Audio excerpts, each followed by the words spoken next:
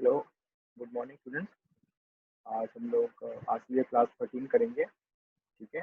5 लोग आए हैं अभी तक। जितने भी लोग आए हैं एक बार चैट में कंफर्म कर देना अगर मेरी आवाज़ ठीक से आ रही है तो। ठीक है। शुरुआत में यार असाइनमेंट मैंने आपको दिया था, असाइनमेंट 3 है ना। तो आराम से सबमिट करना उसको सितंबर 30 तक। और बाकी उसमें क्वेश्चन है, क्वेश्चन नंबर 14। उसमें मेरे ख्याल से कुछ लोगों को डाउट है। ठीक है। तो वो मैं एक्सप्लेन कर देता हूँ यहाँ पे। ठीक है। तो जो भी बाद में ज्वाइन करेंगे वो लोग रिकॉर्डिंग में देख लेंगे एक बार। ठीक है। बाकी मैं अभी आपको एक्सप्लेन करता हूँ इसमें मोटा मोटा क्या क्या करना है वो बता दूंगा मैं। ठीक है। पहले तो मैं बता देता हूँ, एक मिनट। हाँ।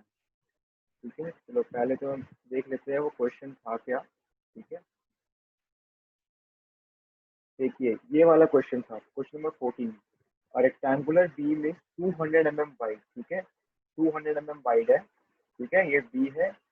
440 mm ओवरऑल डेप्थ है। ठीक है, ये ओवरऑल डेप्थ है। ठीक है, विथ 40 mm इफेक्टिव कवर है। ठीक है, तो डी क्या हो जाएगा, 440 माइनस 40। ठीक है, इज इक्वल टू 400 mm। ठीक है। ठीक है, find the area of steel, हमें एरिया ऑफ स्टील फाइंड करना है required to resist a working bending moment. ठीक है, working bending moment of 25 kilo newton metre. तो हिंट दे रखा है मैंने, working bending moment, therefore have to multiply with 1.5 first उसको फैक्टर्ड बेंडिंग मोमेंट करने के लिए। ठीक है, यूज M20 कंक्रीट और Fe415 की स्टील आपको यूज करनी है।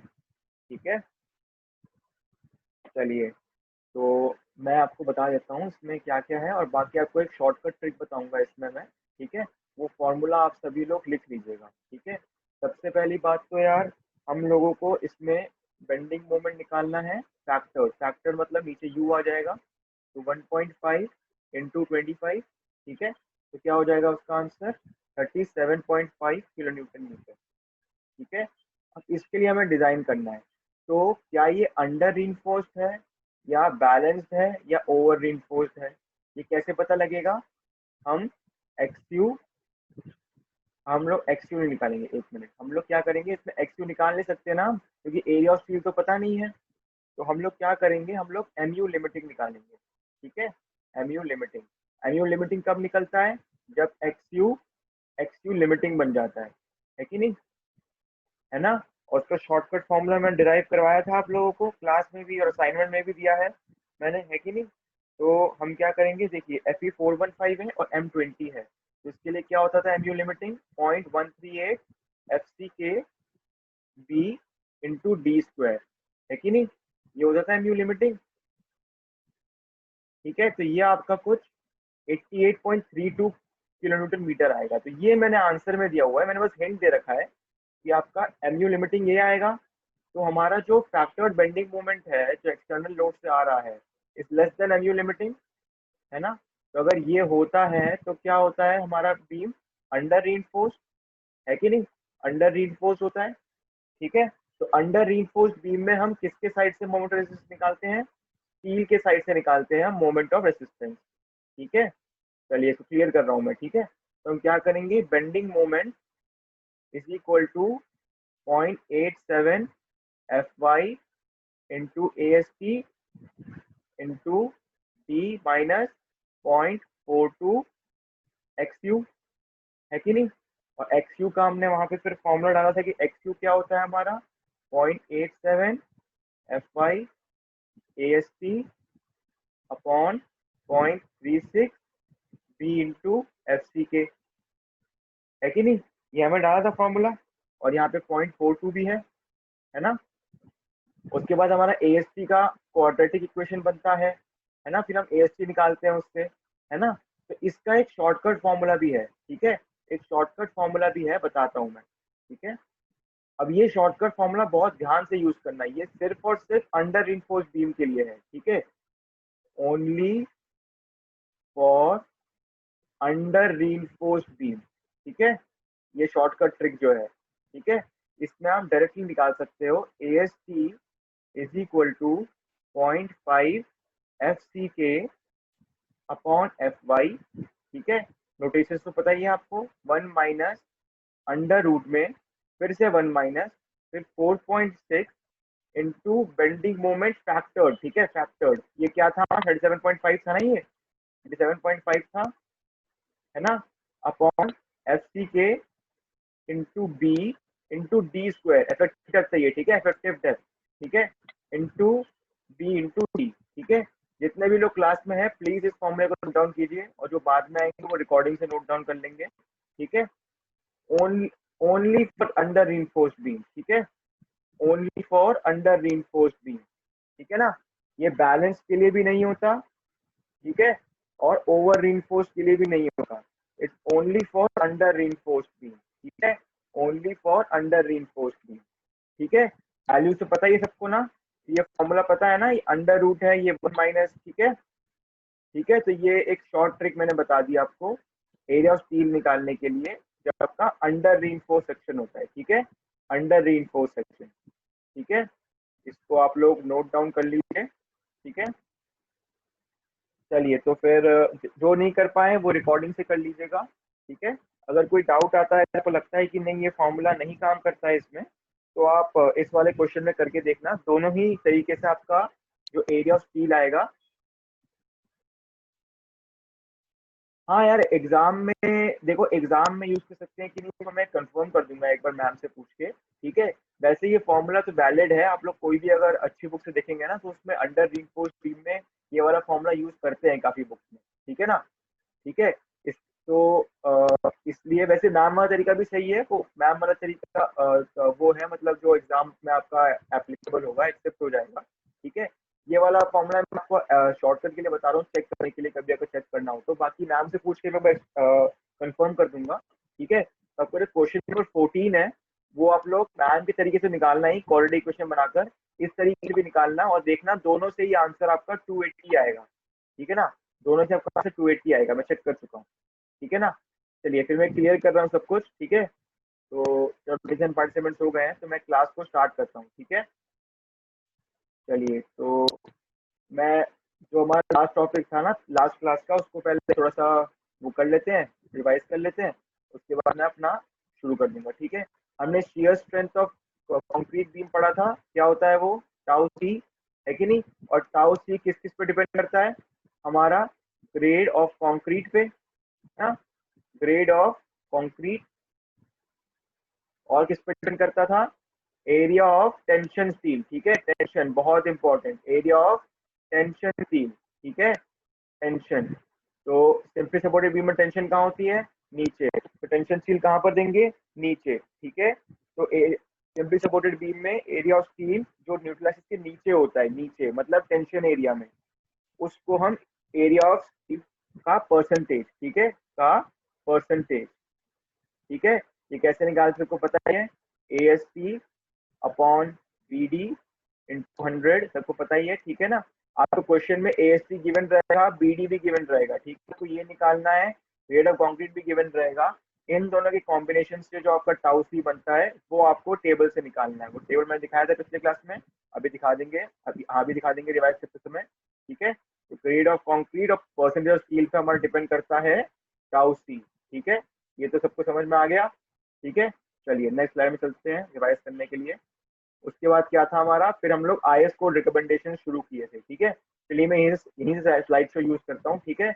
अपना page number 72 I S code का खोल के रखना, ठीक है, क्लॉज 40 पेज 72, ठीक है ना। चलिए मैं स्लाइड शो शुरू करता हूँ, ठीक है। चलिए, तो हम स्लाइड शो में आ गए हैं, ठीक है, टाउ सी समझ लिया है हमने, ठीक है। सबसे पहली बात, नॉमिनल शियर स्ट्रेस मैंने बताया था, nominal shear stress v by B d, j का कोई रोल नहीं है यहाँ पे, जे को हमने इग्नोर कर दिया, ठीक है। Tau B B U by B D, B U मतलब आपका जो भी शियर फोर्स रहेगा उसको हम 1.5 से मल्टीप्लाई करेंगे, ठीक है। फैक्टर्ड बहुत इंपॉर्टेंट, ठीक है, फैक्टर्ड वैल्यू यूज करते हैं हम, ठीक है ना, क्योंकि हम एलएसएम कर रहे हैं ना, एलएसएम का ही शेयर डिजाइन करेंगे हम, ठीक है ना। तो V U by B D होता है हमारा टाउ वी, जो हमारा शियर स्ट्रेस एक्सटर्नल लोड की वजह से कंक्रीट पे आ रहा है, ठीक है ना। चलिए फिर नेक्स्ट देखते हैं, ठीक है।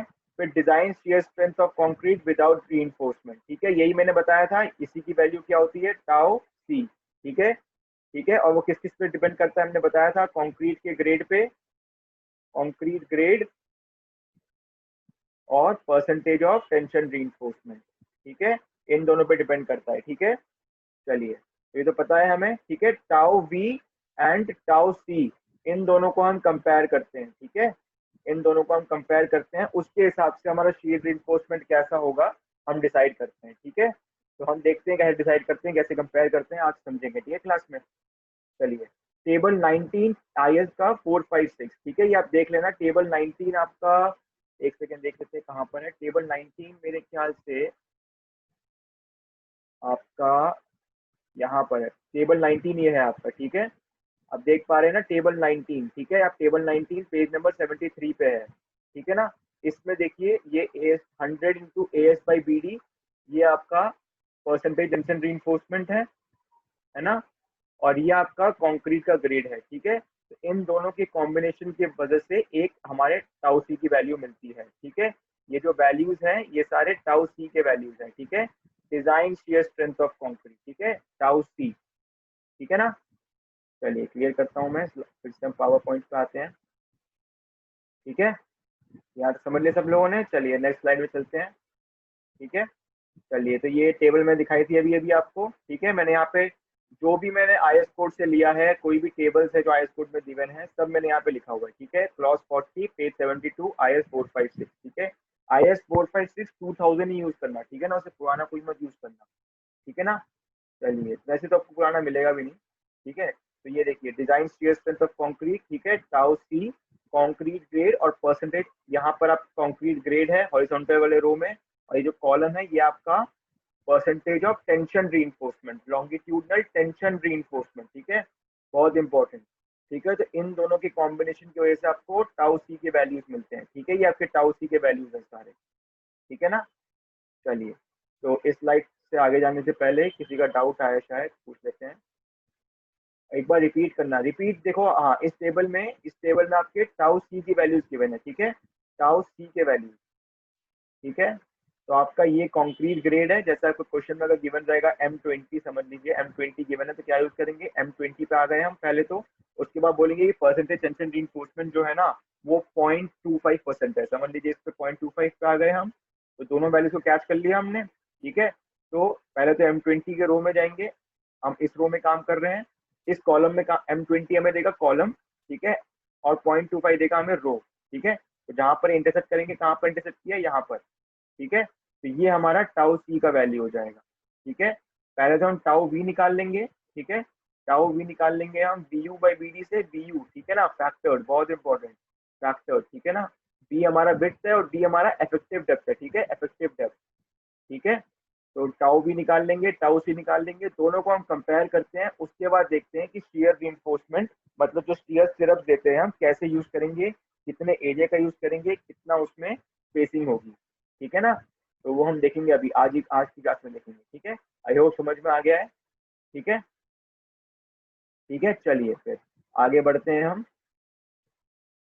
ठीक है, चलिए, सॉलिड स्लैब, स्लैब का जो शियर स्ट्रेंथ होता है वो आपका नॉर्मली बीम के कंपैरिजन में ज्यादा होता है। क्यों ज्यादा होता है, क्यों हम यहाँ पर ये का फैक्टर यूज करते हैं, हम जब आगे जाके स्लैब का डिजाइन करेंगे ना तब हम समझेंगे वहां पे। ठीक है, स्लैब का डेप्थ जो होता है वो कम होता है। ठीक है, तो मैंने बताया था ना जितना मेंबर का साइज कम होगा उतना ही इसमें क्वालिटी कंट्रोल और उतना ही इसमें स्ट्रेंथ ज्यादा होगा। ठीक है ना, तो इसलिए हम शेयर स्ट्रेंथ जो स्लैब का होता है कि स्लैब का डेप्थ कम होता है। ठीक है, तो इसलिए हम स्लैब के शेयर स्ट्रेंथ को ज्यादा मानते हैं। क्यों मानते हैं, पूरा मैं आपको एक्सप्लेन करूंगा जब हम स्लैब का डिजाइनिंग करेंगे।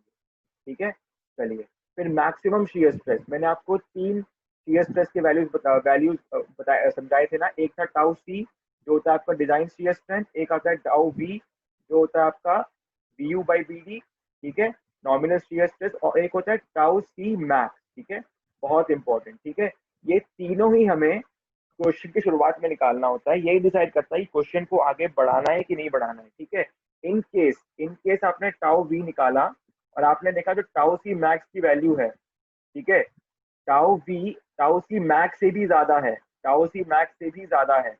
ठीक है, तो क्वेश्चन हम वहीं पर समाप्त कर देते हैं। ठीक है, और बोलते हैं कि रीडिजाइन द सेक्शन। ठीक है, रीडिजाइन द सेक्शन। ठीक है, रीडिजाइन मतलब क्या करेंगे हम, देखो टाउ वी क्या होता है, BU by BD, ठीक है। बीम का विड्थ तो वही रहेगा, हम क्या करेंगे, डेप्थ को बढ़ा देंगे, हम इफेक्टिव डेप्थ को बढ़ा देंगे। इफेक्टिव डेप्थ को बढ़ा देंगे तो क्या होगा, टाउ वी कम हो जाएगा, ठीक है, टाउ वी कम हो जाएगा और फिर tau we less than tau C max हो जाएगा उसकी वजह से, ठीक है, डेप्थ को बढ़ाने की वजह से। तो हमारा क्वेश्चन आगे सॉल्व हो पाएगा, ठीक है। तो रीडिजाइनिंग में क्या करते हैं, हम डेप्थ ऑफ बीम को बढ़ा देते हैं, ठीक है, डेप्थ ऑफ बीम को बढ़ा देते हैं, ठीक है। तो पढ़ते इसमें क्या लिखा है, if the shear strength of concrete beam is less than the nominal shear stress due to the loads coming on the beam, then shear reinforcement is to be provided। बिल्कुल सही है ना, मैंने बताया था shear reinforcement कब provide करेंगे, जब टाउ सी, तो डिजाइन shear strength है कंक्रीट का वो टाउ बी से कम है, तब हम shear सिर्फ डिजाइन करेंगे, ठीक है। तो nominal shear stress in the beam with shear reinforcement shall not exceed tau C max, ठीक है, टाउ सी मैक्स से ज्यादा एक्सीड नहीं करेगा, ठीक है। If nominal shear stress is greater than the maximum shear stress, ठीक है, अगर वो tau v greater than tau सी मैक्स है, then the strength, then the section is to be redesign, ठीक है। रीडिजाइन मतलब डेप्थ को हम बढ़ा देंगे, ठीक है ना, ठीक है। चलिए तो हम आगे बढ़ते हैं, ठीक है। तो ये तो लास्ट क्लास तक का रिवीजन था, अब शुरू करते हैं, ठीक है। तो आपका टाउ सी मैक्स सिर्फ और सिर्फ ग्रेड ऑफ कंक्रीट पे यूज करता है, बहुत इंपॉर्टेंट। देखो जो डिजाइन शियर स्ट्रेंथ था वो ग्रेड ऑफ कंक्रीट पे भी डिपेंड कर रहा था और परसेंटेज ऑफ टेंशन रीइंफोर्समेंट में भी डिपेंड कर रहा था, ठीक है। पर टाउ सी मैक्स जो है, tau C max only depends only on grade of concrete, ठीक है, सिर्फ और सिर्फ ग्रेड ऑफ कंक्रीट पे ही डिपेंड करता है टाउ सी और टाउ सी मैक्स, ठीक है। बहुत इंपॉर्टेंट, ठीक है, ये बहुत इंपॉर्टेंट डिफरेंस है। आगे जाके अब एग्जाम देंगे तो उसमें बहुत बार आता है कि टाउ सी मैक्स किस पे डिपेंड करता है, टाउ सी किस पे डिपेंड करता है। तो tau C grade of concrete और परसेंटेज ऑफ टेंशन रीइंफोर्समेंट दोनों पे डिपेंड करता है, पर टाउ सी मैक्स जो है वो सिर्फ और सिर्फ ग्रेड ऑफ कंक्रीट पे डिपेंड करता है, ओनली ग्रेड ऑफ कंक्रीट पे डिपेंड करता है, ठीक है। चलिए तो आगे बढ़ते हैं, ठीक है। तो क्लास 13 शुरू करते हैं आज हम, ठीक है। अभी तक रिवीजन कर रहे थे हम लास्ट क्लास के लास्ट टॉपिक का, ठीक है। चलिए तो ये जो हम IS कोड रिकमेंडेशन कर रहे थे लास्ट क्लास में उसी को कंटिन्यू करेंगे आज, ठीक है। उसके बाद हम देखेंगे प्रोसीजर क्या है डिजाइनिंग का, ठीक है। पेज 72, पेज 72 क्लॉज 40 और पेज 48 ये दोनों बहुत इंपॉर्टेंट पेजेस है आपके शेयर डिजाइन के लिए, ठीक है। अच्छा, अच्छा, ऋतिक ने बहुत ही अच्छा डाउट पूछा है कि अगर बीम की डेप्थ यूनिफॉर्म नहीं हुई तो नॉमिनल शियर स्ट्रेस की वैल्यू कैसे हम डिजाइन करते हैं, ठीक है। देखिए इसमें आपका क्या होता है, इसमें आपका टाउ वी कुछ ये होता है, V U plus minus M U by D tan alpha upon B D, ऐसा कुछ फॉर्मूला होता है, मैं आपको एक्सप्लेन कर दूंगा बाद में, ठीक है। अभी मेरे को ये वाला फॉर्मूला याद नहीं है, ठीक है। बाकी फॉर्मूला तो आपका लगभग यही होता है कि वी यू प्लस माइनस जो आपका M U upon D into tan alpha, ठीक है, अपॉन बी डी, ऐसा ही कुछ फॉर्मूला होता है। आप एक बार चेक कर लीजिएगा, ठीक है, आप एक बार चेक कर लीजिएगा। जैसे आपका ये बीम है और ये ऐसे अगर डेप्थ वेरी कर रही है इसकी, तो ठीक है, अगर डेप्थ वेरी कर रही है तो जिस सेक्शन पे हमें चाहिए उस सेक्शन का डेप्थ ये होगा, ठीक है।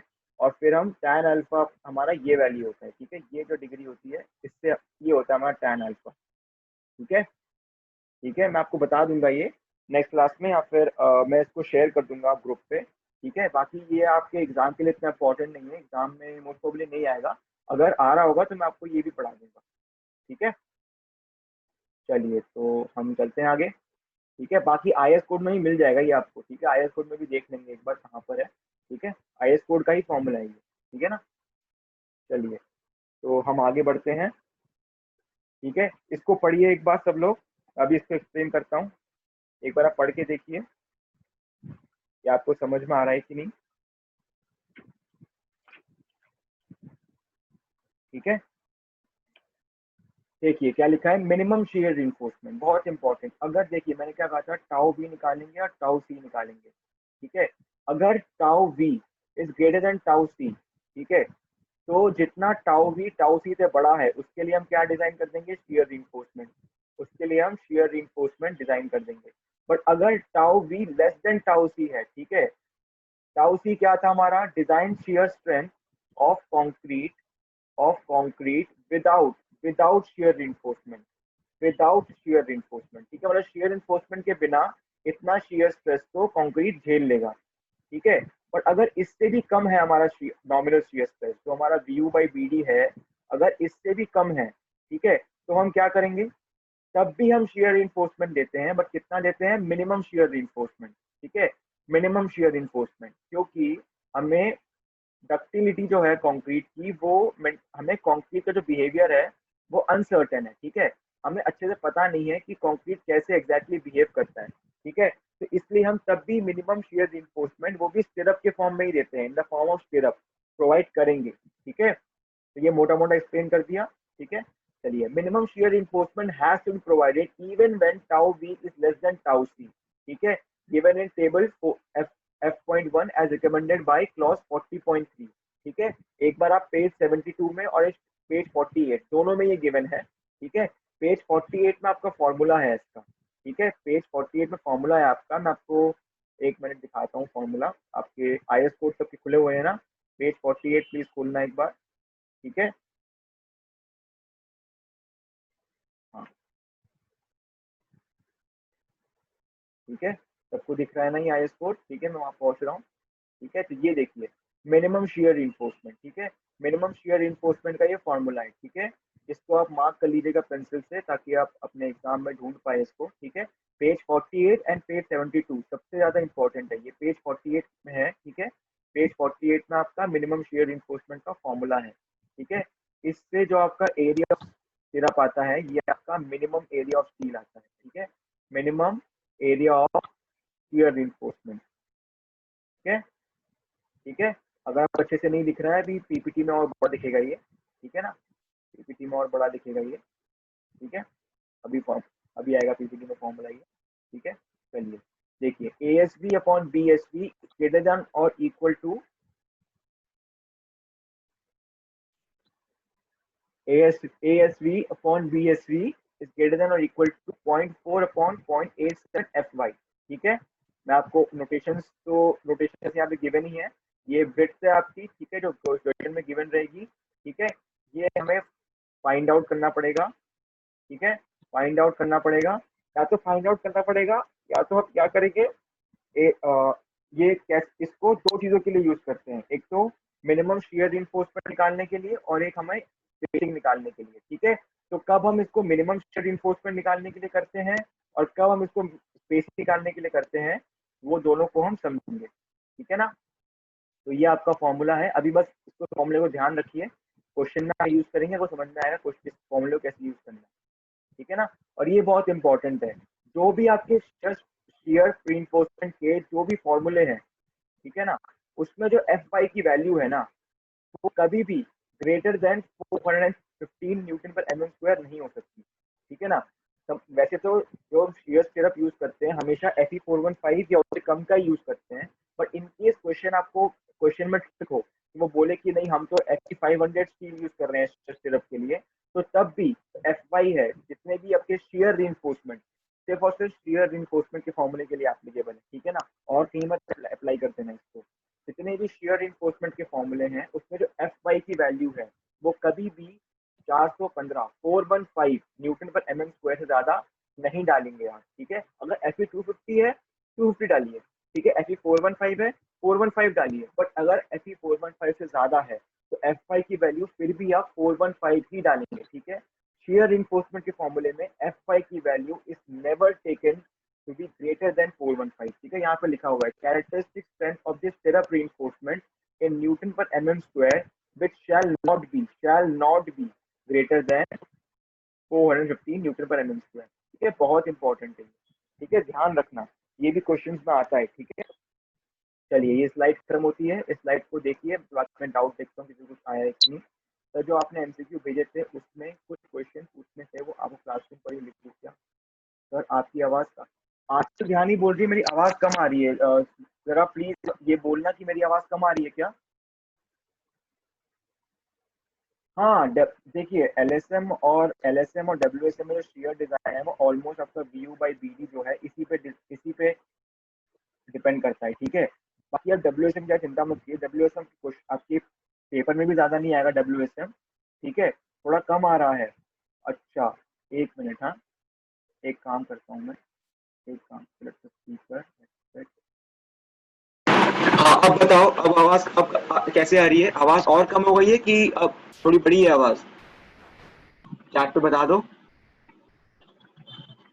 थोड़ा और लाउड बोलूं है? अच्छा, एक मिनट। हाँ, अब सही है सर, काफी लाउड है। अच्छा अभी अब सही आ रही है ना? लाउड तो ठीक है, लाउड तो होना ही चाहिए। ठीक है, अच्छी है। चलिए चलिए, तो हम आगे बढ़ते हैं। ठीक है, तो ये वाला फॉर्मूला सबको समझ में आ गया ना, मिनिमम रीइंफोर्समेंट के लिए। ठीक है, मिनिमम शियर रीइंफोर्समेंट के लिए का फॉर्मूला है। ठीक है ना? चलिए, तो आगे बढ़ते हैं, इसको कैसे यूज करेंगे। ठीक है, अच्छा एको ही बन रही है। अच्छा अच्छा, ओके, चलिए आगे बढ़ते हैं। ठीक है, अब ये बहुत इंपॉर्टेंट है कि वैसे बहुत इंपॉर्टेंट तो नहीं है क्योंकि लिंटल डिजाइन इतना पूछा नहीं जाता है, बट फिर भी आपको पता होना चाहिए। लिंटल पता है ना क्या क्या होता है आपको? जैसे कोई दरवाजा बन रहा है, ठीक है, उसके ऊपर ब्रिक वर्क है, ठीक है, समझ लीजिए उस पर ब्रिक वर्क है कोई, तो दरवाजे के ऊपर हम एक लिंटल बीम लगाते हैं। ठीक है, कंक्रीट का होता है लिंटल बीम। ठीक है, ये दरवाजा हो गया आपका। ठीक है, तो ये आपका होता है लिंटल। इसका डिजाइनिंग भी आगे जाके पढ़ेंगे हम लोग। ठीक है, तो लिंटल में इतना इंपॉर्टेंट नहीं होता। ठीक है, अगर लिंटल में आपका tau we less than tau c है तो हमें ये देने की जरूरत नहीं पड़ती। ठीक है ना? बीम की जरूरत पड़ती है, बीम्स में शेयर इंपॉर्टेंट है, इसलिए बीम में हम लोग शेयर रिइंफोर्समेंट मिनिमम तभी प्रोवाइड करेंगे जब tau v is less than tau c. पर however in members of minor importance such as lintels और where tau v is less than half of tau c, ठीक है, या तो लिंटल्स या फिर जहां पे टाउ वी टाउ सी के आधे से भी कम है, टाउ सी के आधे से भी कम है, this provision need not be complied with. ठीक है, हम जब आगे क्वेश्चंस करेंगे कभी अगर ये केस एनकाउंटर हुआ तो मैं आपको एक्सप्लेन कर दूंगा। ठीक है, लिंटल या मैंने तो जो कंक्रीट का देखा है राजीव, अगर वुड का आपने कहीं दिखा है तो मैं नेट पर चेक कर लूंगा। वैसे मेरे ख्याल से वुड का नहीं बनेगा, कंक्रीट का ही लिंटल बनता है मेरे ख्याल से, शायद पहले बनता हो। एक बार मैं देख लूंगा, जितना मैंने साइट पे काम किया है वहां पर तो लिंटल कंक्रीट के ही बने हैं। ठीक है ना? तो मैं आपको बता दूंगा अगर वुड का नहीं बनता हो तो, और क्यों बनता है वो भी मैं एक्सप्लेन कर दूंगा, देख पढ़ के बता दूंगा मैं आपको। ठीक है, चलिए तो आगे बढ़ते हैं। ठीक है, the minimum shear reinforcement is provided for the following। ठीक है, any sudden failure of beam is prevented if concrete cover burst and the bond to the tension steel is lost। ठीक है, देखिए मैंने पहले ही बताया था कंक्रीट का बिहेवियर हमें पता नहीं है। ठीक है ना? कंक्रीट का बिहेवियर तो हमें पता नहीं है, तो जैसे अगर ये स्टील है, ऊपर स्टील है और ये नीचे स्टील है, ठीक है ना, और ये आपका जो स्टीयर स्टिरअप होता है वो ऐसा होता है, मैंने बताया था आपको ऐसे लगता है। ठीक है ना? ऐसे लगता है आपका स्टीयर स्टिरअप। ठीक है, जैसे अगर कवर उड़ गया आपका, ये कवर है आपका, ठीक है, समझ लीजिए आपका कवर लॉस्ट हो गया, कवर लॉस्ट हो गया, तो क्या कंक्रीट करोड़ हो जाएगा ना? कंक्रीट करोड़ हो जाएगा, कंक्रीट करोड़, कंक्रीट करोड़ नहीं, सॉरी सॉरी सॉरी सॉरी, मैंने गलत बोल दिया। आपका अगर कंक्रीट उड़ जाएगा तो आपका जो स्टील है वो आपका स्टील बाहर के एनवायरनमेंट के कांटेक्ट में आ जाएगा, तो स्टील करोड़ हो जाएगा। तो इसकी वजह से क्या होगा, आपका स्टील फूलने लगेगा, और फूलेगा तो स्टील कंक्रीट को भी फोड़ सकता है। ठीक है, तो जब स्टील का सरफेस रस्ट होने लग जाता है तो इस ये जो स्ट्रेंथ होती है ना, इसकी स्ट्रेंथ रिड्यूसेस, क्रोजन हो गया, क्रोजन हो गया तो स्टील का एरिया कम हो गया, रस्ट का एरिया ज्यादा हो गया। ठीक है, स्ट्रेंथ डिक्रीजेस, तो तब इस स्टील को, इस स्टील को और इस स्टील को दोनों को एक साथ रखने के लिए, एक साथ रखने के लिए इन, ताकि ये दोनों फिर भी एक साथ काम करें, ताकि अगर इस स्टील का स्ट्रेंथ रिड्यूस हुआ है तो ये स्टील थोड़ा स्ट्रेंथ इस स्टील से डिराइव कर ले, तो इन दोनों के बीच में जो कनेक्शन होता है, तो कनेक्शन होता है वो हमारा शियर स्टिरअप मेंटेन करता है। ठीक है ना? ये जो कनेक्शन है आपका कंप्रेशन रीइंफोर्समेंट और टेंशन रीइंफोर्समेंट के बीच का, ठीक है ना, ताकि ज्यादा समझने की जरूरत नहीं है, अगर समझ में नहीं आ रहा है तो कोई ज्यादा वो नहीं है, ज्यादा वही करने की बात नहीं है, बस बोल रहा हूँ कि जो ऊपर का स्टील होता है नीचे का स्टील होता है, इन दोनों के बीच में आपका थोड़ा टीम वर्क रहे। ठीक है, दोनों एक साथ काम करें, इसलिए भी शियर स्टिरअप यूज करते हैं, मिनिमम शियर स्टिरअप। ठीक है, brittle shear fail is arrested which would have occurred without shear reinforcement। ठीक है, वो तो मैंने बताया था आपको, ये आपकी बीम होती है। ठीक है, बीम में भले ही shear ना हो, बेंडिंग तो होगी ना, बेंडिंग तो होगी, तो बेंडिंग की वजह से यहाँ पर ऐसे क्रैक आता है, यहाँ पर थोड़ा इंक्लाइंड आता है, यहाँ पर और ज्यादा इंक्लाइंड आता है कि नहीं? तो ये वाले, इन वाले क्रैक्स को अरेस्ट करने के लिए shear reinforcement चाहिए। मैं इंक्लाइंड बना के दिखा रहा हूँ यहाँ पे आपको। ठीक है, इन क्रैक्स को भी अरेस्ट करता है ये, ठीक है ना। तो भले ही शियर आपका ज्यादा नहीं है, ठीक है, बट कंक्रीट कंक्रीट में बेंडिंग भी तो होती है ना। तो अगर इन केस अगर आगे जाके बेंडिंग के वजह से कभी क्रैक्स आने लग जाए, ठीक है, मैंने बताया था बेंडिंग के वजह से भी क्रैक्स आते हैं, शियर क्रैक्स जो हॉरिजॉन्टल वाले होते हैं, हॉरिजॉन्टल वाले शियर क्रैक्स जो होते हैं बेंडिंग की वजह से आते हैं, ठीक है ना। तो उसके वजह जो शेयर क्रैक्स आते हैं वो कितना आएगा वो तो हम ज्यादा अच्छे जज नहीं कर पाते, क्योंकि अगर लोड ज्यादा हो गया, आज एक बंदा आ रहा है, ठीक है, कल वो अपने साथ एक और बंदा ले आया, ठीक है, तो लोड बढ़ जाएगा, लोड बढ़ेगा तो ऑब्वियसली बेंडिंग मोमेंट बढ़ेगा, तो बेंडिंग मोमेंट बढ़ेगा तो हॉरिजॉन्टल शेयर हो सकता है, ठीक है ना। तो इन वाले शेयर क्रैक का हमें पता नहीं है, तो इसको भी अरेस्ट करने के लिए हमें मिनिमम शेयर रिइंफोर्समेंट चाहिए होता है, ठीक है। अगर समझ में नहीं आया तो कोई ज्यादा प्रॉब्लम नहीं है, ठीक है, आपको ये दोनों बातें ध्यान रखनी है, ठीक है।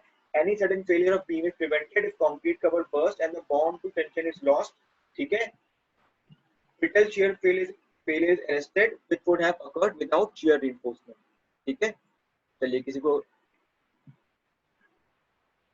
क्रैक में भी हॉरिजॉन्टल क्रैक कैसे आएंगे आपके, हॉरिजॉन्टल क्रैक आपके कैसे आएंगे बताओ। हॉरिजॉन्टल क्रैक तो मेरे ध्यान में तो नहीं है, हॉरिजॉन्टल क्रैक कैसे आएंगे कंक्रीट में। कंक्रीट में देखो बेंडिंग की वजह से वर्टिकल क्रैक आता है और शियर की वजह से डायगोनल क्रैक आता है। आपका हॉरिजॉन्टल क्रैक कब आएगा, हॉरिजॉन्टल क्रैक तब होगा जब वो वर्टिकली टेंशन में हो। तो हॉरिजॉन्टल क्रैक भी जो देख लूंगा अगर हॉरिजॉन्टल क्रैक हो सकता है कि नहीं, बाकी तो देखिए मैंने जितना आरसीसी पढ़ा है उसमें तो कभी मैंने हॉरिजॉन्टल क्रैक नहीं देखा है, ठीक है। हॉरिजॉन्टल शियर होता है और वर्टिकल शियर होता है, ठीक है, उससे कंफ्यूज मत होइएगा, ठीक है। हॉरिजॉन्टल शियर और वर्टिकल शियर होता है, दो चीजें होती है, ठीक है। चलिए, tension failure is prevented which would have occurred due to shrinkage, thermal stress, internal cracking, ठीक है, ये बहुत इंपॉर्टेंट है, ठीक है। आपको कंक्रीट में श्रिंकेज भी होता है, श्रिंकेज मतलब देखिए कंक्रीट में पानी होता है, ठीक है, जब कंक्रीट बन जाता है तो पानी आपका हीट की वजह से इवेपोरेट होता है। अगर पानी इवेपोरेट हो रहा है तो ऑब्वियसली बात है कभी भी कोई कपड़ा देखेंगे, अगर जब कपड़ा आप धो देंगे और धूप में सुखाएंगे उसको, देखेंगे कि उसमें हल्के हल्के रिंकल्स आ जाते हैं, ठीक है नहीं, हल्के हल्के रिंकल्स आ जाते हैं तो हम प्रेस करते हैं तो उसको हटा देते हैं, फिर हम शर्ट पहनते हैं कुछ भी पहनते हैं, है ना। तो वैसा ही आपके रिंकल्स के कंपैरिजन में देखिए क्रैक्स आ जाते हैं कंक्रीट में, ठीक है। कंक्रीट में जब पानी आपका सूख जाता है तो कंक्रीट में क्रैक दरारें देके चला जाता है वो, ठीक है। तो ये वैसे सरफेस क्रैक ही होते हैं, ये आपका कंक्रीट के डिजाइनिंग की वजह से नहीं होता, सिर्फ इसलिए होता है क्योंकि पानी सूख रहा है तो अंदर से पानी बाहर निकलेगा, तो कैसे निकलेगा, वो कंक्रीट के पोर से निकलेगा, है ना।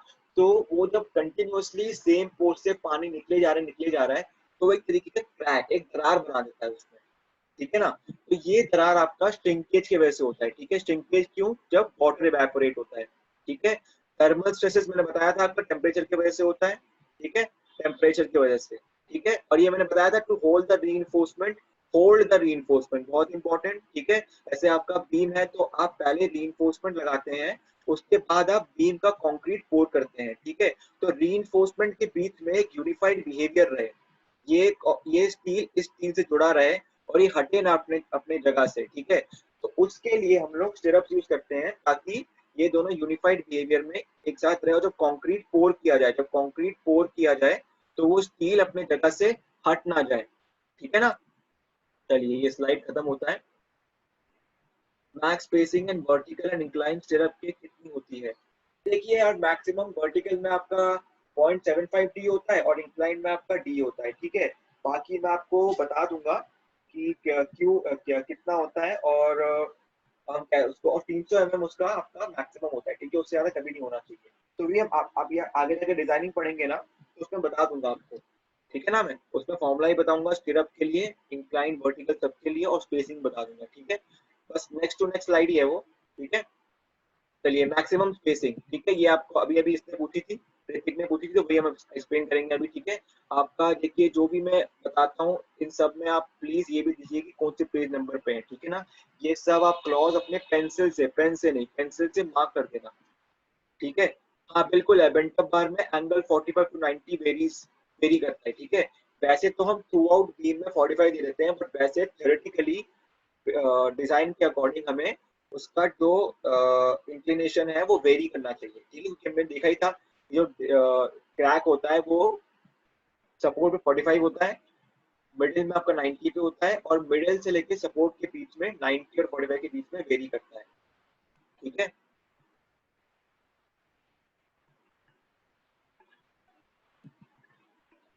हाँ ठीक है, तो 45 डिग्री पे ही करेंगे, वही बता रहा हूँ ना कि जनरली हम 45 पे ही करते हैं सारा, ठीक है। बट क्योंकि देखो 40, क्योंकि देखो आप किसी की आप देखिए, आप तो वहां जाके शेयर इन्फोर्समेंट देंगे नहीं, शेयर इन्फोर्समेंट वहां का लेबर देगा। उसको अगर बोलेंगे यहाँ 45 दो, फिर यहाँ 40 दो, फिर यहाँ 30 दो, नहीं 30 नहीं सॉरी, यहाँ 45 दो, फिर यहाँ पर आप 60 दो, फिर यहाँ 75 दो, फिर यहाँ 90 दो, तो इतना वेरी करेंगे तो कंफ्यूजन ज्यादा होगा, ठीक है, कंफ्यूजन ज्यादा हो जाएगा, ठीक है। इसलिए हम एक ही डिग्री रखते हैं, 45 डिग्री ही रखते हैं, ठीक है। वही हमारा सारा क्रैक अरेस्ट कर लेता है जनरली, ठीक है ना।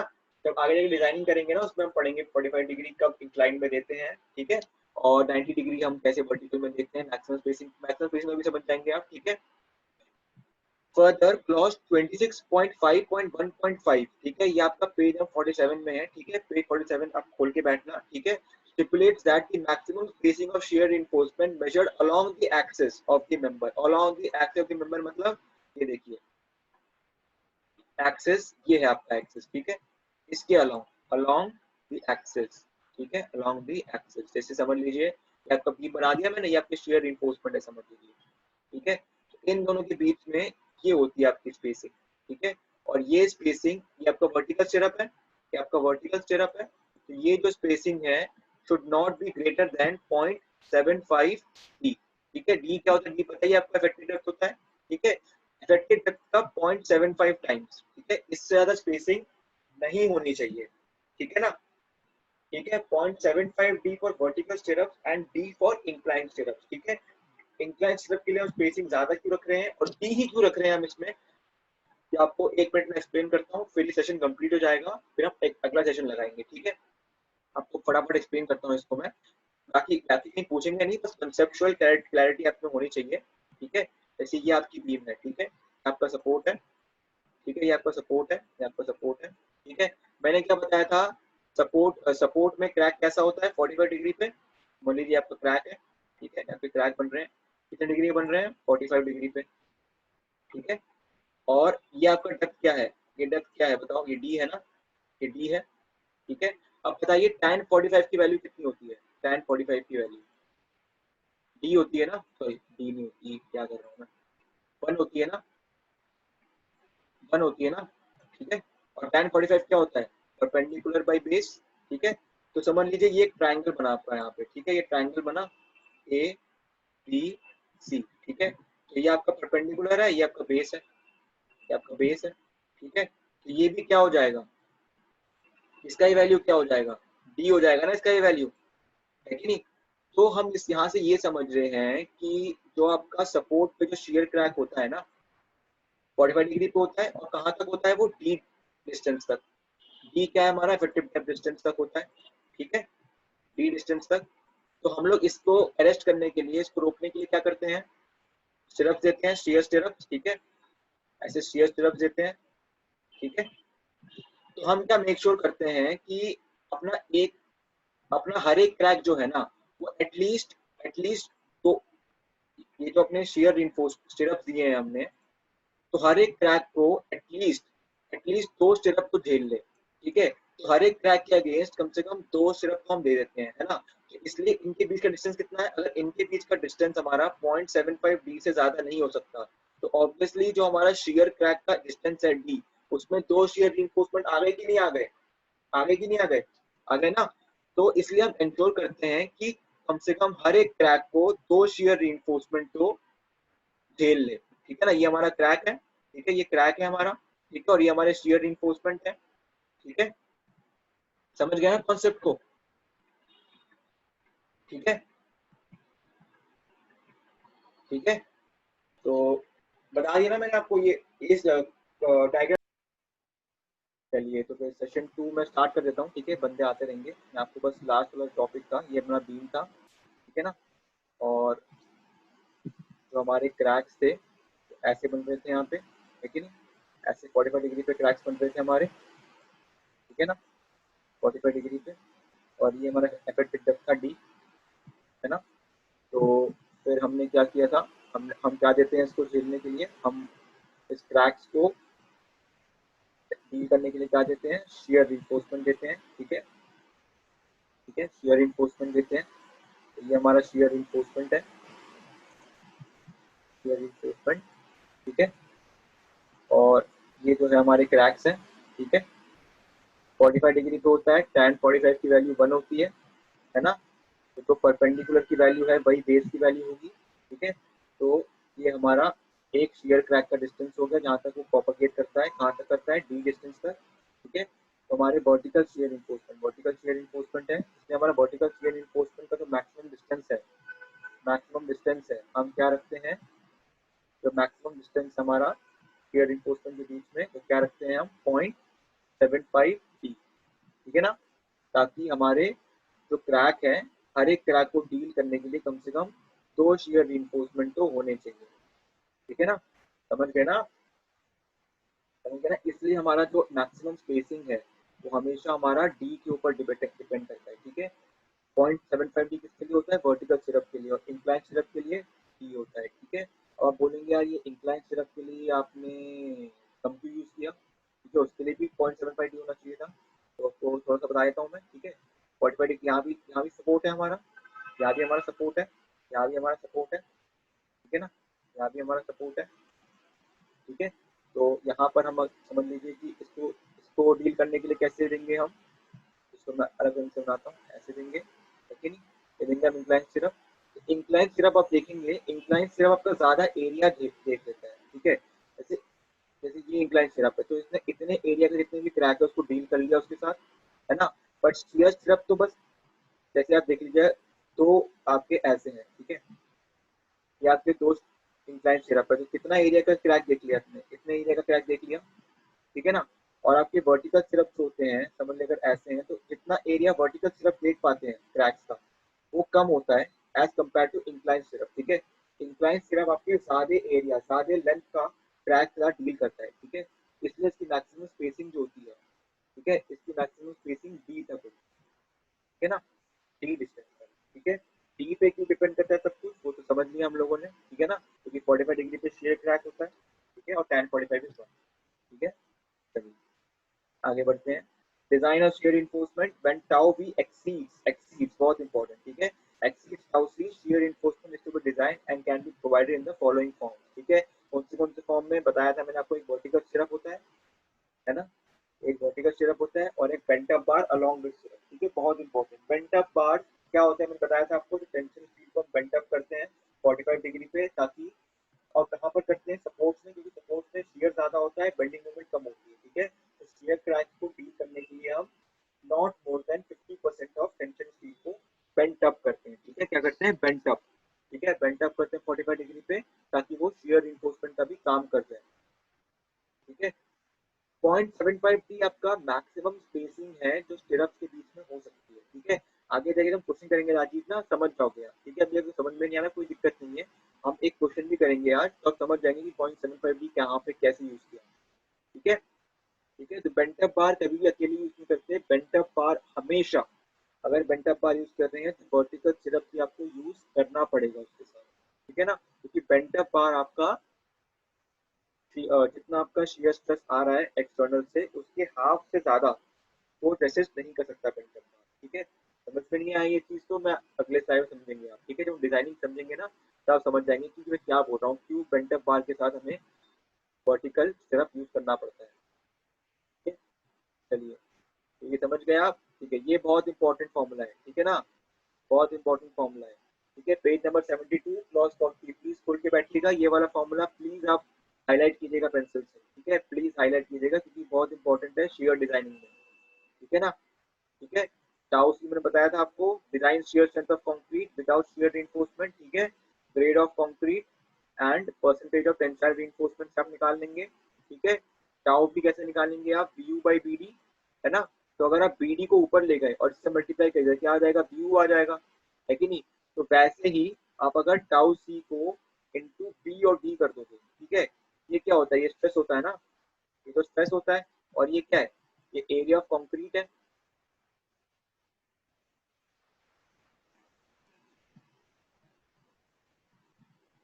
एक मिनट, हाँ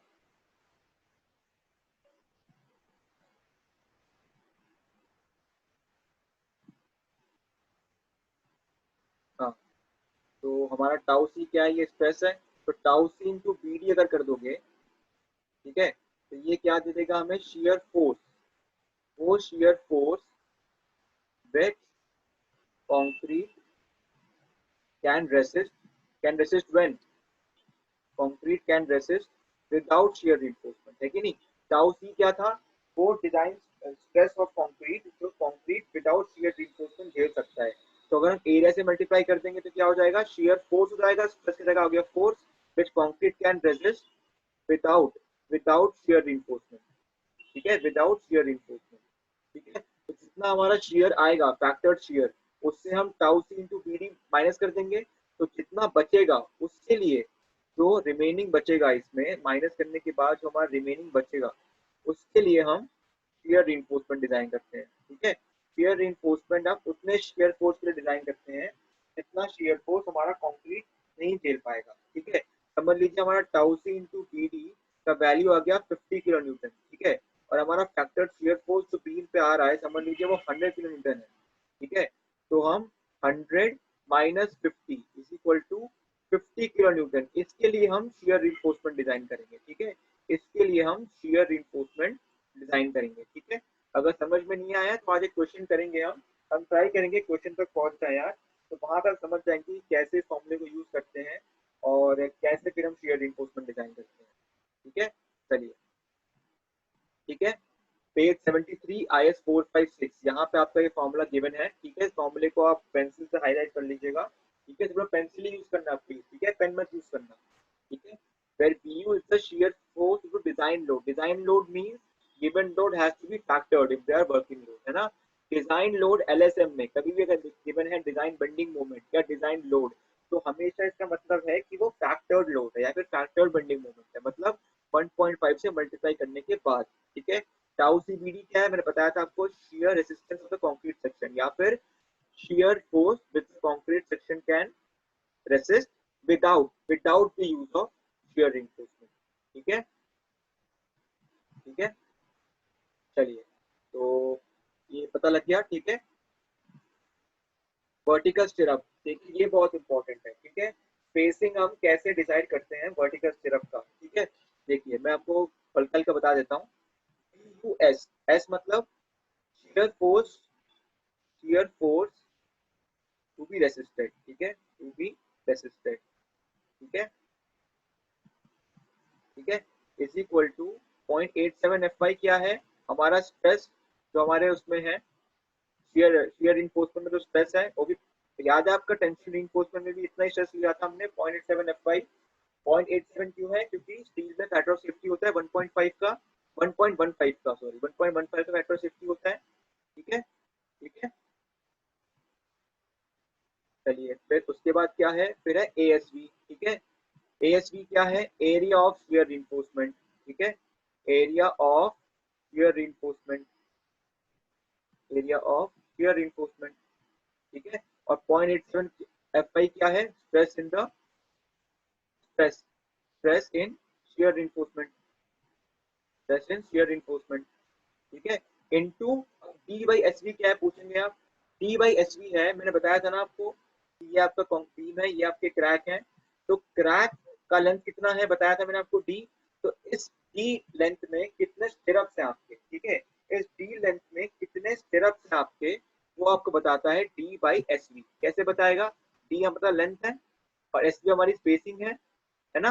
तो हमें बेसिकली क्या निकालना है, बेसिकली निकालना है कि जो डी लेंथ है हमारा क्रैक का, उसमें कितने स्टिरअप्स हैं, वो हमारा डी बाई एस वी से आ गया। डी बाई एस वी क्या बताता है हमें, नंबर ऑफ स्टिरअप्स, ठीक है, डी बाई एस वी बताता है नंबर ऑफ स्टिरअप्स, ठीक है। ASV area of shear reinforcement और 0.87 स्ट्रेस, तो स्ट्रेस इनटू एरिया, ये हो गया शियर फोर्स, तो एक स्टिरअप आपको रेसिस्ट कर सकता है, ठीक है। और आपके डी डिस्टेंस जहां तक क्रैक है वहां तक कितने शियर स्टिरअप्स हैं, वो आपका डी बाई एस वी बता देगा, ठीक है। तो number of stirrups into area of one stirrup into stress, ये क्या बता देगा, टोटल पूरा बता देगा आपको कि कितना, ये आपको जो पूरा है ये बताता है आपको शियर फोर्स जो आपका शियर रिइंफोर्समेंट झेल सकता है, ठीक है। तो ये ऑब्वियसली BUS के बराबर होना चाहिए, और BUS क्या था हमारा, ये था BUS, है ना, और रिमेनिंग शियर फोर्स जो हमें कंक्रीट के सिर्फ रेसिस्ट कराना है, ठीक है। Tau C B D concrete resist कर लिया, Bu हमारा एक्सटर्नल शियर है, तो Bu minus tau C B D हो जाएगा Bus। वो Bus हमें कंक्रीट में जो शियर स्ट्रप दे रहे हैं उससे रेसिस्ट करवाना है, तो इसलिए तो ये मैंने ग्रीन बॉक्स में किया है, ये shear force by shear reinforcement. Obviously ये इसके इक्वल होना चाहिए, है ना।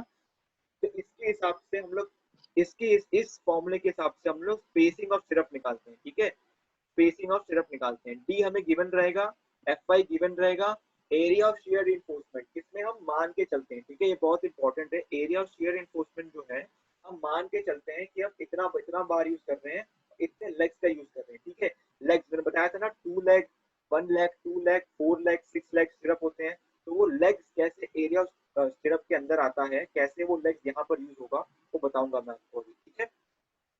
चलिए तो आगे बढ़ते हैं, ठीक है। चलिए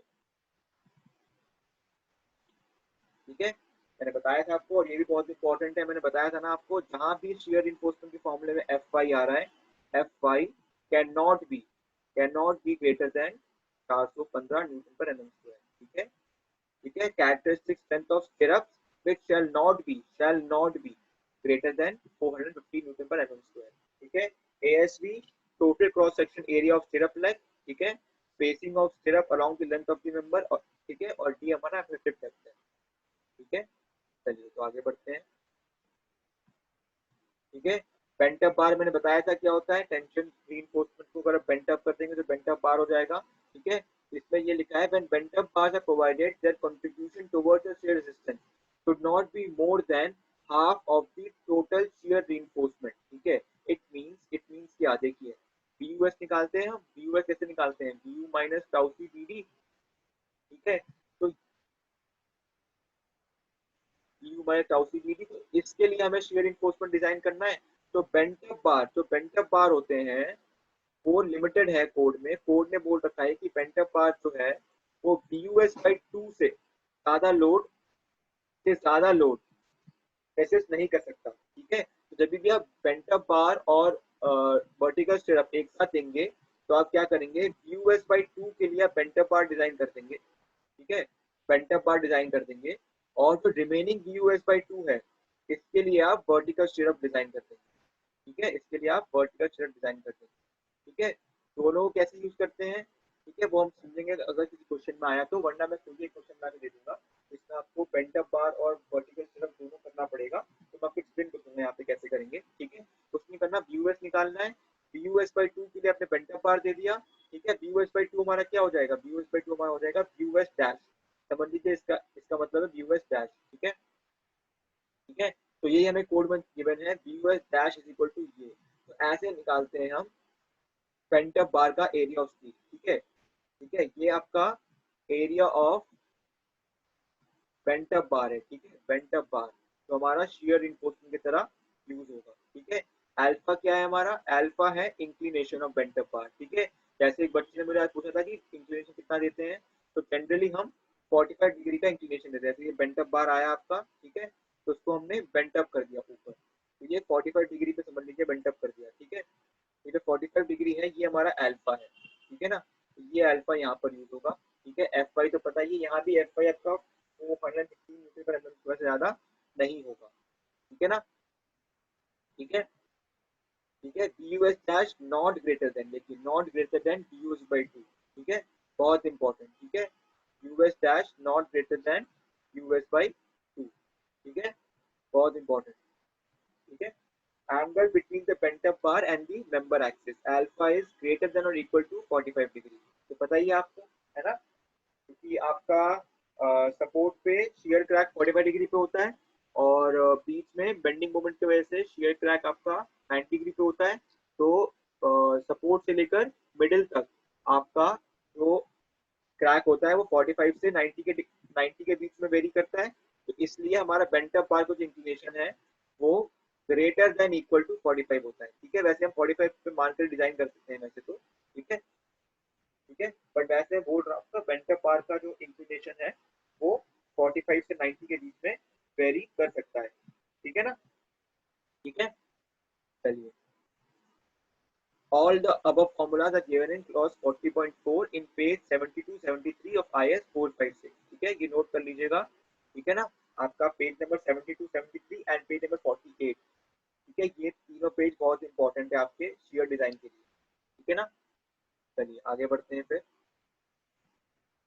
ठीक है, combined system, in this system first the contribution of bent up bar is computed, then the vertical setup are designed for the remaining shear force। ठीक है, मैंने बताया ही था आपको। ठीक है, पहले हम बेंट अप बार कितना shear रेसिस्ट कर सकता है वो हम देखते हैं। ठीक है, which is not greater than BUS/2।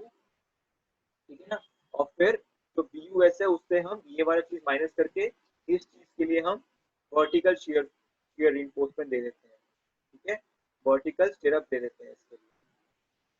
ठीक है, ठीक है ना, चलिए। तो कंबाइंड सिस्टम में क्या होता है, बेंट अप बार भी होता है और स्टिरअप्स भी होते हैं।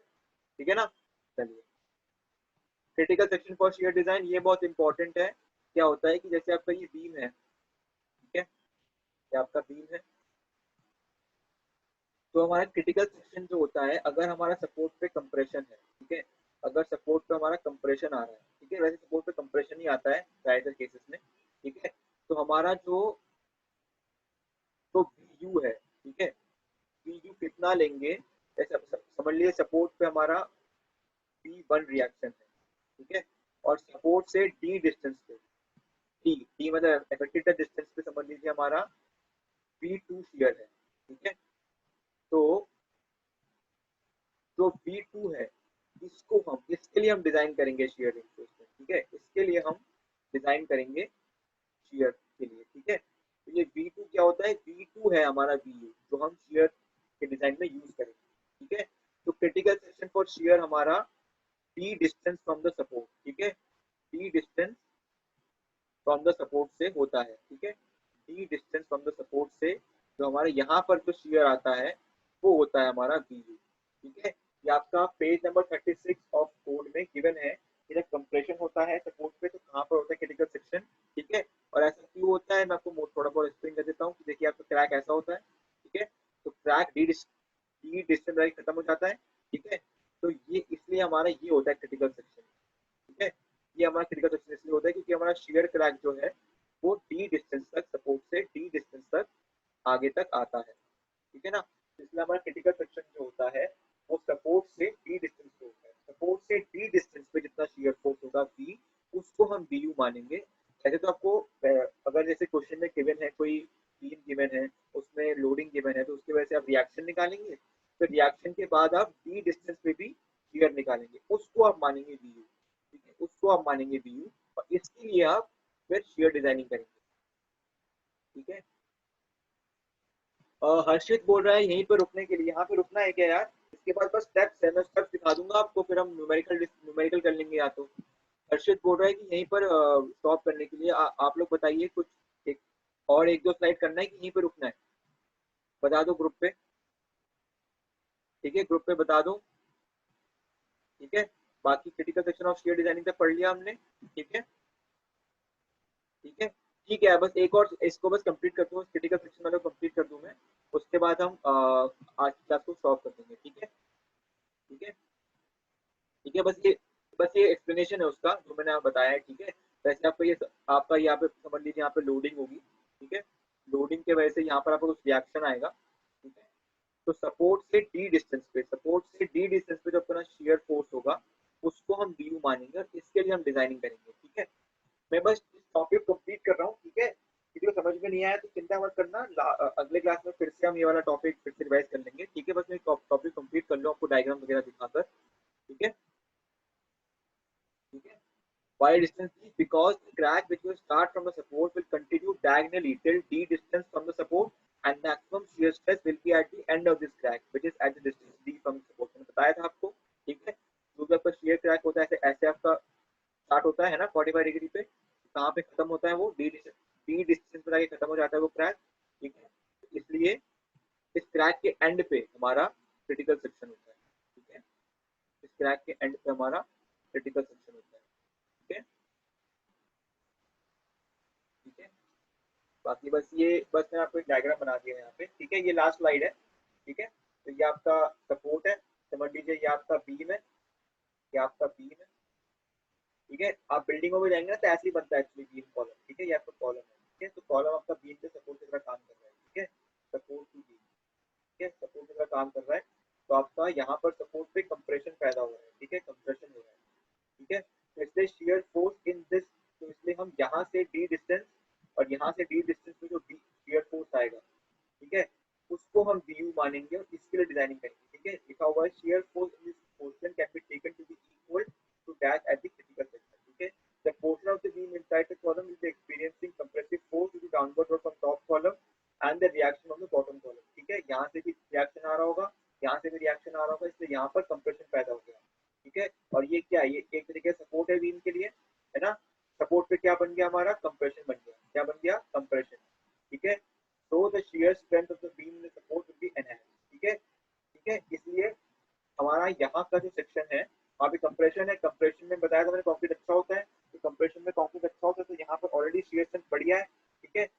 पे डिजाइन करने की जरूरत नहीं है। Thus the code allows us to take the critical section at distance d, ठीक है, from the face of the support, ठीक है, only when support when compression at support, ठीक है, ये तभी हम लेते हैं d डिस्टेंस पे b जब compression at support होता है, ठीक है, बहुत इंपॉर्टेंट है, ठीक है ना, क्रिटिकल सेक्शन इंपॉर्टेंट है, ठीक है, क्वेश्चन उसने आगे जाके एग्जाम वगैरह देंगे उसमें पूछते हैं एमसीक्यू, ठीक है, क्रिटिकल सेक्शन आपको कहाँ पर होता है अगर सपोर्ट पे कंप्रेशन हो रहा है तो, ठीक है ना। चलिए फिर, ठीक है, न्यूमेरिकल नेक्स्ट क्लास में मैं क्या आपको न्यूमेरिकल का प्रोसीजर बताऊंगा और फिर हम न्यूमेरिकल करेंगे नेक्स्ट क्लास, ठीक है। चलिए फिर खत्म करता हूँ ये क्लास, मैं आपको यूट्यूब पे भी डाल दूंगा वीडियो और वहाँ भी दे दूंगा, ठीक है। चलिए फिर मैं खत्म करता हूँ क्लास, ठीक है, चलिए ओके, बाय बाय। अच्छा, शिवम कुमार सिंह ने पूछा है क्वेश्चन नंबर 14, ठीक है, जिसको जाने चले आइए, मैं एक बार शिवम कुमार सिंह को क्वेश्चन नंबर 14 समझा देता हूँ, ठीक है। वैसे शिवम कुमार सिंह क्वेश्चन नंबर 14 में मैंने समझा दिया था क्लास की शुरुआत में, ठीक है, अगर समझ में ना आए तो उसको भी एक बार देख लेना, ठीक है। तो क्वेश्चन नंबर 14 हम देख लेते हैं फटाफट, इसके बाद हम क्लास को एंड करते हैं, ठीक है। तो मैं बस डाउट क्लियर कर रहा हूँ लास्ट के सेशन में, ठीक है, किसी को छोटा हो छोड़ देना क्लास, ठीक है, क्लास खत्म हो गई है वैसे, ठीक है। तो चलिए शिवम कुमार सिंह, देखिए हमें क्या गिवन है, हमें विड्थ गिवन है 200 mm, ठीक है, ठीक है, हमें डी गिवन है 400 mm, ठीक है, कैसे निकाला, 440 mm ओवरऑल है ना, उससे हम इफेक्टिव कवर माइनस कर देंगे, ठीक है, तो हमारा इफेक्टिव रखा जाएगा, ठीक है। हमें बेंडिंग मोमेंट कितना दिया हुआ है, वर्किंग वाला 25, है ना, तो हम फैक्टर्ड बेंडिंग मोमेंट कैसे निकालेंगे, यू आ जाएगा यहाँ पे 1.5 इंटू 25, कितना आएगा 37.5, ठीक है।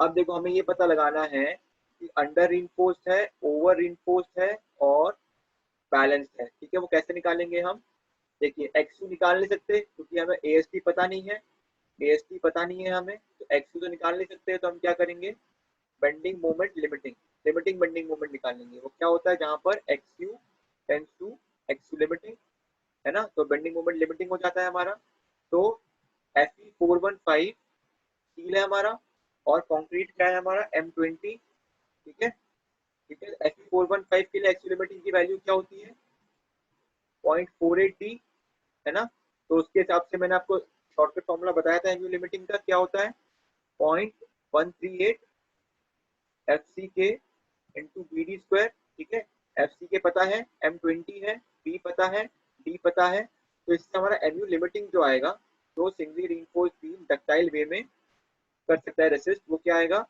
88.32 किलो न्यूटन मीटर, ठीक है, यहाँ से समझ में आया ना आपको, ठीक है, बाकी कोई डाउट पूछता है क्या मुझे, फैक्टर, अरे बेंडिंग लोड से ही तो बेंडिंग मोमेंट आएगा, है ना, तो अगर लोड को फैक्टर कर दो या बेंडिंग मोमेंट को फैक्टर कर दो सेम बात है ना, डबल डबल फैक्टर मत करना, लोड को फैक्टर कर दिया तो बेंडिंग मोमेंट फैक्टर आएगा, अगर बेंडिंग मोमेंट को फैक्टर, या तो बेंडिंग मोमेंट को फैक्टर कीजिए या तो लोड को फैक्टर कर दीजिए, एक ही बात है ना, क्योंकि बेंडिंग मोमेंट किससे आता है, जैसे मतलब W_L²/8 से आता है बेंडिंग मोमेंट, ठीक है, तो W क्या है लोड है और W_L²/8 क्या है बेंडिंग मोमेंट, तो या तो W को आप पहले ही फैक्टर कर दीजिए, ठीक है, या फिर बेंडिंग मोमेंट निकालिए फिर फैक्टर कर दीजिए, ठीक है, फैक्टर एक ही बार करना है, ठीक है, लोड को एक ही बार फैक्टर करना है, ठीक है, चाहे लोड को फैक्टर कर दीजिए या फिर लोड से जो बेंडिंग मोमेंट आ रहा है उसको फैक्टर कर दीजिए, ठीक है। एनुअल लिमिटिंग आ गया हमारा, ठीक है, एनुअल लिमिटिंग आ गया, अब देखिए एनुअल लिमिटिंग हमारा 88 है, 88.32, और ठीक है, और bending moment, factored bending moment निकाला था हमने, कितना था 37.5, तो उससे बड़ा है ना ये, तो उससे बड़ा है, तो इसका मतलब क्या है, अंडर इनफोर्स बीम है, अंडर इनफोर्स बीम है, तो मोमेंट और रेजिस्टेंस किसके साइड से निकलेगा, मोमेंट और रेजिस्टेंस किसके साइड से निकलेगा, स्टील के साइड से, है ना, तो बस बेंडिंग मोमेंट क्या है वहां 37.5, ठीक है, इज इक्वल टू क्या होगा 0.87 F Y into A S T into lever arm D minus 0.42 X U, ठीक है, ठीक है, एक्स यू की वैल्यू मैंने बताई थी क्या होती है ना, 0.87 F Y A S T upon 0.36 d into x c के, है ना, इसके साथ क्या इंटू हो रहा है 0.42, ठीक है, AST यहाँ भी है, AST यहाँ भी है, ठीक है, ये AST यहाँ पे आ जाएगा, तो क्या बन जाएगा, एक क्वाड्रेटिक इक्वेशन बन जाएगा AST का, तो उससे हमारा AST की वैल्यू निकाल आएगी, ठीक है, क्वाड्रेटिक इक्वेशन बनेगी AST की, उससे फिर आपका 280.2 mm² AST का वैल्यू आएगा, ठीक है। इसका एक शॉर्टकट भी बताया था मैंने, ठीक है, एक शॉर्टकट बताया था मैंने ये निकालने का, अगर only for under reinforce beam, ठीक है, सिर्फ और सिर्फ अंडर रेनफोर्स बीम के लिए होता है, ठीक है। अगर को पता है कि एमयू लिमिटिंग आपका एमयू से ज्यादा है, ठीक है, इसमें एमयू लिमिटिंग आपका जो बेंडिंग मोमेंट है उससे ज्यादा है, ठीक है, ठीक है, तो हम AST डायरेक्ट भी निकाल सकते हैं, वो क्वाड्रेटिक इक्वेशन को बिना सॉल्व करे, ठीक है, उसका फॉर्मूला ये होता है, इस फॉर्मूले को लिख लीजिएगा आप, ठीक है, ठीक है, बाकी को याद ना रहे कोई दिक्कत नहीं है, पहले जो मैम ने जो बुक में दे रखा है उससे भी निकाल सकते हैं क्वाड्रेटिक इक्वेशन बनाकर, ठीक है। आप ये पेज नंबर 75 जिसमें एग्जांपल 4.7 है वही मैंने दिया था असाइनमेंट, ठीक है ना, उसको रेफर कर लीजिएगा इनकेस समझ में ना आया हो, ठीक है, ठीक है। 1 माइनस अंडर रूट फिर से 1 माइनस 4.6 इंटू BMU, ठीक है, BMU क्या था हमारा यहाँ पे 7.5 था ना, ठीक है, फैक्टर्ड है ये, ठीक है, फैक्टर्ड बहुत इंपॉर्टेंट, ठीक है ना, फैक्टर करना मत भूलना, ठीक है, अपॉन FC के ग्रेड ऑफ कंक्रीट, ठीक है, B इंटू डी स्क्वायर, ठीक है, D छोटा d इफेक्टिव डेप्थ, ठीक है, D स्क्वायर है ये, एक मिनट D स्क्वायर, ठीक है, इंटू B इंटू D, ठीक है ना, समझ गया ना, ये AST का शॉर्टकट फॉर्मूला है, ठीक है। जब और कब यूज होगा sir, only only for under reinforce, ठीक है, ठीक है, ओवर रीइंफोर्स के लिए भी नहीं यूज होगा, बैलेंस के लिए भी नहीं यूज होगा, ठीक है ना, only only for under reinforce, ठीक है। अंडर रीइंफोर्स है कि नहीं कैसे निकालोगे, अब एन्यू लिमिटिंग निकालोगे, एन्यू लिमिटिंग को बेंडिंग मोमेंट से कंपेयर करोगे, ठीक है, समझ गया ना क्वेश्चन को, ठीक है। सर क्या यूआर सेक्शन के लिए एमयू लिमिटिंग होता है, अरे यूआर सेक्शन के लिए एमयू लिमिटिंग वो मूवमेंट या रेजिस्टेंस है या फिर वो बेंडिंग मूवमेंट है, तो आपका एक बैलेंस सेक्शन रेजिस्ट कर सकता है, ठीक है, बैलेंस सेक्शन मतलब कहाँ पर आपका X U is equal to X U limiting होता है, ठीक है, बैलेंस सेक्शन जितना मोमेंट रेसिस्ट कर सकता है उससे ज्यादा मोमेंट रेसिस्ट नहीं कर सकता कोई भी सिंगली रीइंफोर्स बीम इन अ डक्टाइल मैनर, ठीक है। तो इसलिए हम क्या करते हैं, जितना बैलेंस सेक्शन में जो स्टील यूज करते हैं ना, हम सबसे ज्यादा यूज करते हैं, बैलेंस सेक्शन से ज्यादा स्टील हम यूज नहीं कर सकते, ठीक है, तो जितना ज्यादा स्टील होगा उतने मोमेंट रेसिस्टेंस बढ़ेगा, है ना, तो मोमेंट और रेजिस्टेंस बैलेंस सेक्शन का मैक्सिमम होता है, ठीक है। तो हम लोग क्या करते हैं, एमयू लिमिटिंग निकालते हैं, एमयू लिमिटिंग किसके लिए होता है, बैलेंस सेक्शन के लिए, ठीक है, और उसमें X U to X U limiting होता है ना, और उसका मैंने शॉर्ट फॉर्मूला बताया था, ठीक है, एफ 415 के लिए क्या होता है 0.138 FC के BD स्क्वायर, उससे एमयू लिमिटिंग निकाल लिया हमने, ठीक है। एमयू लिमिटिंग निकालने के बाद एमयू लिमिटिंग निकाल लिया हमने, उसके बाद तो बेंडिंग मोमेंट क्वेश्चन में गिवन है उससे हम कंपेयर कर लेंगे उसको, ठीक है, उससे हम कंपेयर कर लेंगे, अगर उससे ज्यादा है एमयू लिमिटिंग इसका मतलब क्या है, हमें एरिया ऑफ स्टील बेंड एक बैलेंस सेक्शन में जितना एरिया ऑफ स्टील होता है उससे कम यूज करना है, तो अगर बैलेंस सेक्शन में जितना एरिया ऑफ स्टील है अगर उससे कम है एरिया ऑफ स्टील, ठीक है, ठीक है, if area of steel is less then AST limiting, ठीक है, AST लिमिटिंग किसमें यूज होता है, बैलेंस में, ठीक है, अगर ये इससे कम है तो ऑब्वियसली हमारा एक्स यू जो है वो लेस देन एक्स लिमिटिंग होगा, है ना, है कि नहीं, तो इसका मतलब क्या है, सेक्शन क्या है हमारा अंडर रीइंफोर्स, ठीक है, ठीक है, if MU limiting is greater then bending moment factor जो हमारा क्वेश्चन में गिवन रहेगा, ठीक है, तो गिवन इन क्वेश्चन, ठीक है, उससे अगर ज्यादा है इसका मतलब है एरिया ऑफ स्टील जो है हमें AST लिमिटिंग तो बैलेंस सेक्शन में जो एरिया ऑफ स्टील यूज करते हैं उससे कम यूज करना है, ठीक है, तो इसका मतलब क्या है, वो अंडर रीइंफोर्स सेक्शन है, ठीक है, अंडर रीइंफोर्स सेक्शन में मोमेंट ऑफ रेजिस्टेंस किसके साइड से निकालते हैं हम, स्टील के साइड से, है कि नहीं, तो हम क्या करेंगे, बेंडिंग मोमेंट जो हमारा एक्सटर्नल क्वेश्चन में गिवन है उसको किससे इक्वेट कर देंगे, moment of resistance of steel, ठीक है, ठीक है, समझ में आ गया शिवम कुमार, समझ में आ गया, ठीक है, ओके चलो फिर क्लास एंड कर रहा हूँ, ठीक है, चलिए क्लास एंड कर रहा हूँ मैं, ठीक है, चलिए।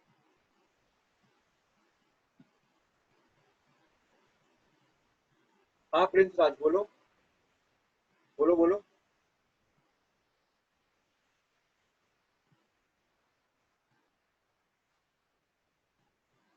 नहीं हो सकता ना, अगर एनुअल लिमिटिंग आपने नहीं निकाला, आपको कैसे पता लगेगा कि आपका बीम जो है अंडर रीइंफोर्स्ड है कि ओवर रीइंफोर्स्ड है कि बैलेंस्ड है?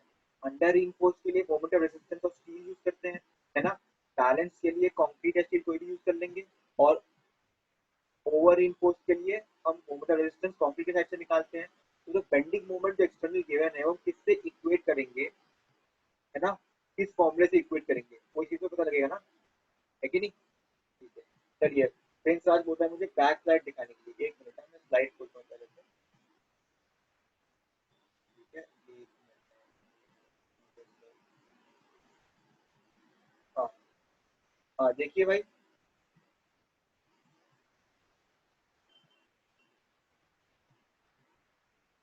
हाँ देखो यार प्रिंस, बताओ कोई डाउट है क्या? देख लो, स्क्रीनशॉट ले लो या लिख लो, जो भी तुम्हें करना है। कोई डाउट है क्या इस स्लाइड के हिसाब से? इस स्लाइड से कोई डाउट है क्या आपको? देखिए इसमें कुछ नहीं, critical section for share design है, ठीक है।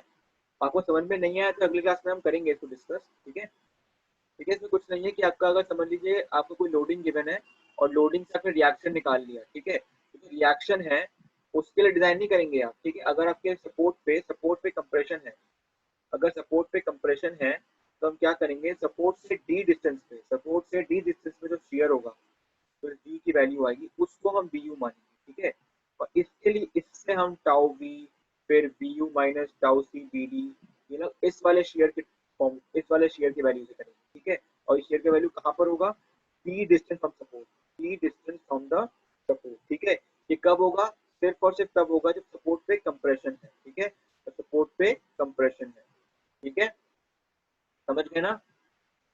ठीक है, चलिए फिर हम क्लास को खत्म करते हैं, ठीक है। चलिए, ओके, बाय बाय।